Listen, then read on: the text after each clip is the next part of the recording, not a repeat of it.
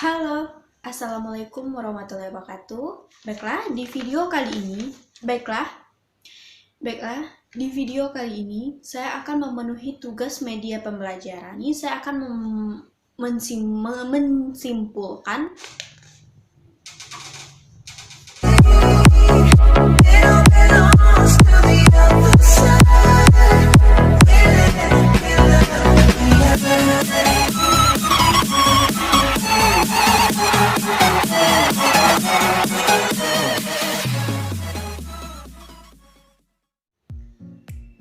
Halo, Assalamualaikum warahmatullahi wabarakatuh. Perkenalkan, nama saya Ihwani Fauzana, biasa dipanggil Ana.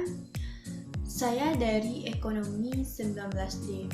Baiklah, di video kali ini saya akan memenuhi tugas media pembelajaran, di mana saya akan membuat video tentang rangkuman materi pembelajaran tentang media pembelajaran, di mana di dalam media pembelajaran ini semua materi yang telah dibahas, jadi itu ada sekitar 15 materi, tapi insya Allah akan saya simpulkan sesuai dengan pengetahuan saya. Baik, masuk saja. Yang pertama yang kami bahas itu tentang ruang lingkup media pembelajaran. Nah, dari kata-katanya dapat kita ketahui yaitu tentang ruang lingkup media pembelajaran. Nah, jadi ruang lingkup media pembelajaran ini apa-apa saja? Apakah semuanya termasuk ke dalam media pembelajaran? Nah, jadi ruang lingkup media pembelajaran itu adalah semuanya yang mencakup dalam media pembelajaran. Apakah itu tentang sarana dan prasarananya? Apakah itu tentang peralatan? Apakah itu tentang benda-benda yang dibutuhkan seperti papan tulis, gedung, dan lain segala macam. Nah, itu yang disebut dengan ruang lingkup media pembelajaran, semua yang mencakup di dalam suatu pembelajaran tersebut. Baiklah, yang kedua itu media pembelajaran audiovisual offline dan online. Nah, dapat kita ketahui yaitu media pembelajaran audio itu seperti apa, video itu seperti apa, offline dan online itu seperti apa. Media audio tersebut adalah media pembelajaran yang kita dengar kepada kita itu hanyalah sebuah audio saja. Jadi yang kita dengar itu tidak ada pergerakan, tidak ada video dan tidak ada bentuk gambar yang kita terima, yang kita tangkap di kepala kita, yang diberikan oleh pemateri kepada kita, tetapi hanya berupa audio saja. Seperti apa contohnya? Contoh yang diberikan seperti VN yang di grup, misalkan kita lagi diskusi di grup seperti pandemi pada saat ini, kita melakukan media pembelajaran online. Nah, kadang kita melakukannya di e-learning, kadang kita melakukannya via grup WA, kadang di Zoom, kadang di YouTube, dan segala macam. Apapun jenis bentuk media yang kita gunakan itu bisa kita laksanakan, apalagi dalam masa pandemi pada saat sekarang ini. Nah, selanjutnya kita lihat media video pembelajaran video. Nah, media pembelajaran video ini yang seperti apa? Yaitu media pembelajaran yang nampak orangnya berbicara langsung di dalam video tersebut. Nah, seperti apa contohnya? Contohnya seperti saya yang lagi berbicara di depan Anda saat sekarang. Nah, itulah yang disebut dengan media pembelajaran video. Jadi kita tahu seperti apa dia menyampaikan, seperti apa dia mengatakan, jadi kita tahu, dapat kita mengetahuinya seperti itu. Nah, selanjutnya yaitu media pembelajaran offline. Biasanya sih sebelum pandemi yang ada pada sekarang ini, sebelum pandemi berada pada saat sekarang ini, kita melakukan media pembelajaran secara offline. Nah, jadi kita melakukan pembelajaran secara tatap muka gitu.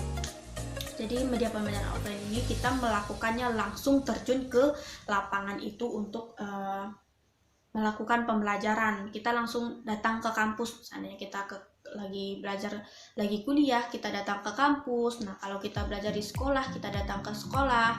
Kalau kita belajar bimbel, kita datang ke tempat orang yang mengajarkan kita untuk bimbel. Nah, begitu. Itu yang disebut dengan media pembelajaran offline. Berbeda hal dengan media pembelajaran online.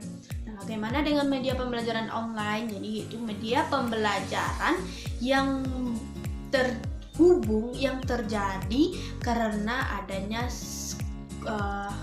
internet, karena adanya sambungan maksudnya karena adanya pihak ketiga di antara yang berdua. Jadi bukan yang ketiga ini bukan setan saja ya kawan-kawan. Jadi yang ketiga ini bisa jadi dalam pembelajaran. Yang ketiganya apa? Bisa jadi kayak internet, kayak handphone, kayak laptop dan segala macam. Itu disebut dengan media pembelajaran online. Kita tidak melakukan pembelajaran secara langsung, tetapi kita melakukannya via telepon komunikasi, bisa berupa jaringan seluler dan kuota internet, berupa internet gitu.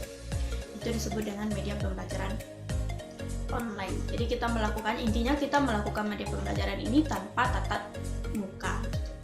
Selanjutnya itu membahas tentang media pembelajaran poster, word chat, dan papan tulis. Nah, jadi teman-teman tidak akan asing lagi mendengar poster, papan tulis, dan word chat.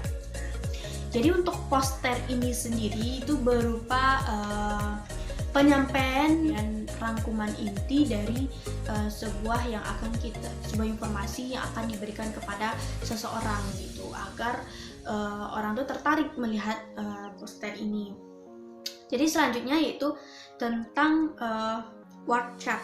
Nah, word chat ini sendiri yaitu berupa gambar, berupa bagan, berupa denah, lokasi atau yang ditempel di dalam di dinding ya. Tapi bukan berarti dia adalah majalah dinding, tetapi dia bisa disebut dengan berupa majalah dinding. Dia sedikit berbeda ya, tapi dia hampir sama dengan majalah dinding tersebut. Selanjutnya yaitu tentang papan tulis. Nah, untuk papan tulis mungkin teman-teman nggak akan asing lagi mendengar kata papan tulis. Nah, papan tulis ini dari kelas SD, bahkan SMP, SMA, bahkan sampai bangku kuliah pun kita tidak akan lupa. Bahkan di depan kita itu akan ada yang namanya papan tulis. Selanjutnya itu kita membahas tentang media pembelajaran PowerPoint Camtasia. Nah, sebelumnya Camtasia itu apa? Jadi Camtasia itu adalah sebuah fitur yang dapat kita gunakan, bisa untuk membuat video, bisa untuk membuat PowerPoint, bahkan bisa juga untuk membuat poster tadi. Jadi banyak media pembelajaran yang dapat kita gunakan untuk melakukan sebuah pembelajaran, apalagi di masa pandemi pada saat sekarang ini. Nah, dapat kita ketahui dalam masa pandemi kita harus menjaga jarak, laksanakan protokol kesehatan untuk terhindar dari COVID-19 ini. Nah, untuk itu kita menggunakan media-media pembelajaran yang tidak kita ketahui, yang tidak kita tahu, menjadi tahu. Kenapa? Karena masa pandemi ini dan berbagai macam media pembelajaran yang diadakan oleh guru pembimbing kita dalam melaksanakan sebuah pembelajaran. Dan selanjutnya di dalam Camtasia Studio ini kita dapat membuat PowerPoint itu menjadi sebuah video. Nah, bagaimana caranya? Nah, itu akan kita pelajari nanti. Bahkan sebelumnya kita sudah mempelajari tentang media pembelajaran Camtasia Studio ini. Nah, selanjutnya itu tentang media pembelajaran video interaktif ya. Jadi video interaktif itu adalah sebuah sesuatu yang terjadi karena berorientasi pada siswa tersebut. Jadi ibaratkan semua yang dilakukan, semua yang diadakan di dalam suatu organisasi atau suatu kampus atau suatu school itu siswa terlibat langsung dalam melakukannya. Itu disebut dengan media pembelajaran interaktif. Interaktif berarti mengaktifkan siswa untuk bergerak dalam melakukan sebuah pembelajaran. Jadi tidak hanya guru saja yang bergerak aktif, namun siswa juga diminta dan dituntut untuk aktif dalam sebuah pembelajaran. Selanjutnya yaitu tentang media pembelajaran Google Classroom, WordClass, Quiz online Kahoot, Quiz online Edmodo, Quiz online Quizzy, Quiz YouTube. serta Zoom Meeting. Nah, di sini saya akan bahas satu-satu. Yang pertama itu tentang Google Classroom. Nah, apa sih kegunaan Google Classroom itu? Apa sih penyedia pembelajaran Google Classroom itu? Google Classroom itu layak nggak sih untuk anak-anak SD, SMP, atau bahkan SMA ataupun kuliah pun sekalipun? Bagus nggak sih menggunakan media pembelajaran seperti itu? Nah, sebenarnya dalam media pembelajaran seperti itu, dalam media pembelajaran kita, apalagi di masa pandemi COVID-19 pada saat sekarang ini, kita lebih efisien rasanya menggunakan media pembelajaran yang saya sebutkan tadi, seperti Google Classroom, WordPress, Quiz Online Edmodo, Quizy, YouTube, bahkan Zoom Meeting sekalipun itu lebih efisien, karena dengan itu kita juga bisa menjaga jarak. Bahkan kita dapat melakukannya di mana dan kapan saja. Tidak harus ke kampus, tidak harus terjun ke tempat sekalipun, tidak harus, tetapi bisa kita lakukan di mana saja. Baik itu selagi ada koneksi internet, kita bisa melakukannya dengan baik, dengan sempurna.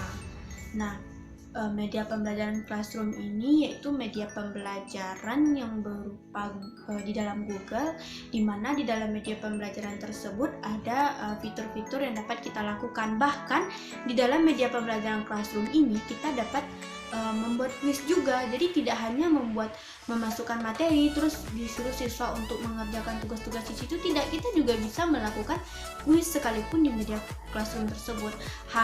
Yang penting kita menggunakan media pembelajaran ini dengan baik. Nah, selanjutnya itu media pembelajaran Quiz Online Kahoot. Nah, pembelajaran Quiz Online Kahoot ini mungkin dari teman-teman semua tidak ada yang tidak tahu lagi dengan Quiz Online Kahoot. Nah, Quiz Online Kahoot ini sudah jelas untuk quiz ya, tetapi di dalam quiz ini kita juga bisa mengupload materi loh, tidak hanya quiz. Jadi yang teman-teman tahu Quiz Online Kahoot, berarti di sana cuma bisa quiz doang, bukan. Di sini kita juga bisa mengupload materi. Nah, begitu juga dengan Quiz Online Edmodo. Quiz Online Edmodo dan Quizizz. Nah, Quizizz, Online Kahoot, dan Google Classroom itu fitur semuanya dapat kita gunakan untuk mengupload materi, ambil absen mahasiswa, nilai mahasiswa, bahkan untuk melakukan quiz sama sekali bisa. Jadi tidak hanya quiz saja, tidak hanya menyampaikan materi saja, tidak. Semuanya bisa kita lakukan jika kita mengetahui apa-apa saja fitur yang ada di dalamnya. Selanjutnya itu tentang WordPress. WordPress ini berupa kita mengupload materi atau mengupload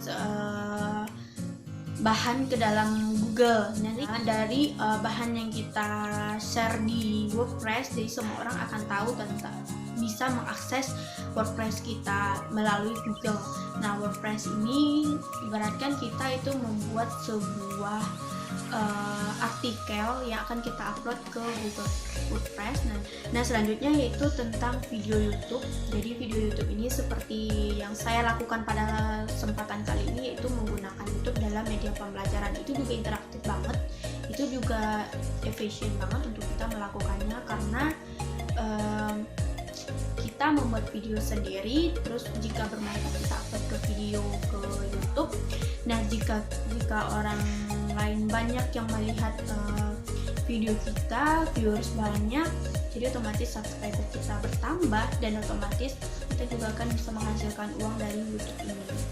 Nah, selanjutnya yaitu tentang Zoom Meeting. Nah, siapa sih yang nggak tahu tentang Zoom Meeting ini? Nah, jadi Zoom Meeting ini adalah suatu aplikasi yang kita lakukan untuk mengadakan pertemuan, tapi dengan jarak jauh. Bahkan di fitur Zoom Meeting ini mencapai kapasitas 1000 orang. Nah, jadi di dalam yang dapat kita lihat pada saat sekarang ini, pada masa pandemi, banyak orang menggunakan Zoom Meeting. Bahkan rata-rata di sekolah pun, di kampus pun, di tempat kerja pun, orang rata-rata banyak menggunakan Zoom Meeting ini. Sebenarnya untuk kita melakukan media pembelajaran bertemu, ada rapat apa segala macam, tidak hanya menggunakan Zoom Meeting saja, kita juga bisa menggunakan Meet. Meeting, dan yang di Messenger itu juga bisa. Bahkan tidak hanya fitur di Zoom Meeting saja, bahkan di banyak aplikasi-aplikasi lain yang bisa kita gunakan untuk melakukan pertemuan secara online. Hanya saja mungkin memang yang lebih banyak digunakan orang itu adalah Zoom Meeting ini. Jadi kesimpulan dari semuanya yang itu banyak banget media pembelajaran, media-media yang kita gunakan untuk media pembelajaran kita. Jadi tidak hanya ditentukan saja menggunakan WA saja, menggunakan Zoom Meeting saja, YouTube saja, dan menggunakan Kahoot saja. Bahkan banyak sarana dan prasarana lain yang dapat kita gunakan untuk pembelajaran secara online pada saat sekarang ini. Nah, mungkin hanya sekian dari saya. Dan saya ucapkan terima kasih. Assalamualaikum warahmatullahi wabarakatuh.